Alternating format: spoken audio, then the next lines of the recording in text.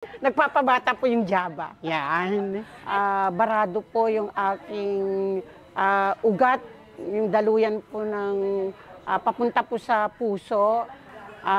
Kolesterol po yun, yung baradong gano'n, kaya hindi dumadaan. Nung uminom na po ako ng ganito na inumpisan ko po nung April, May, June.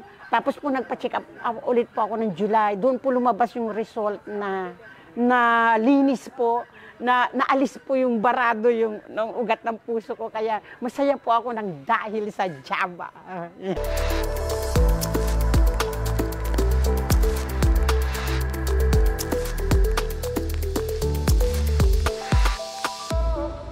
Ako po si Ginang Michelita Apilado Gacusana. Nakatira po ako sa San Nicolas, San Fernando, Pampanga. Mapalad po ako at meron pong lumabas na Java sa market at ito po yung malaking tulong po ang naibigay sa akin kasi po simula po nung nagka-pandemic po tayo nung 2020, nag-start po doon yung yung karamdaman. Dahil po siguro sa stress at saka sa trabaho. So nagkaroon po ako ng yung findings po sa akin, yung barado po yung ugat sa puso ko. So pumayag po ako kasi po sa kakaisip.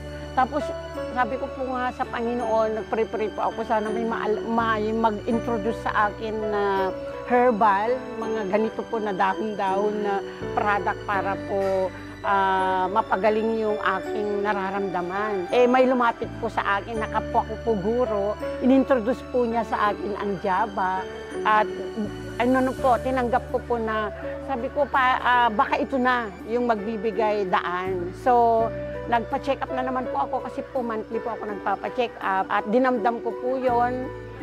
Ilang years din po na kung ano-ano pong gamot yung tinitake ko. Tapos, alam niyo naman po kung gaano kamahal ang gamutan ngayon. Yan. Gamot sa kolesterol, gamot sa ganito-ganyan. So, sabi ko po, sana may mag-introduce sa akin ng mga herbal na gamot. So, one time po may nag-introduce po sa akin yung Java. Tapos po, ginamit ko po ng ilang months, April, May, June. Tapos, 3 months po yon ang ginawa ko po. Morning, noon, hanggang gabi. Talagang 3 sachet po sa isang araw para po, sabi ko po, maging epektibo po ito sa aking sarili. So, ginamit ko nga po yun at nung pagdating po ng July, yung result ko po nung nagpa-check up na, napakasaya ko po dahil sa Java, tinunaw po niya yung nakabara sa ugat, papunta ko po sa puso. Kaya ngayon po, malinis na po.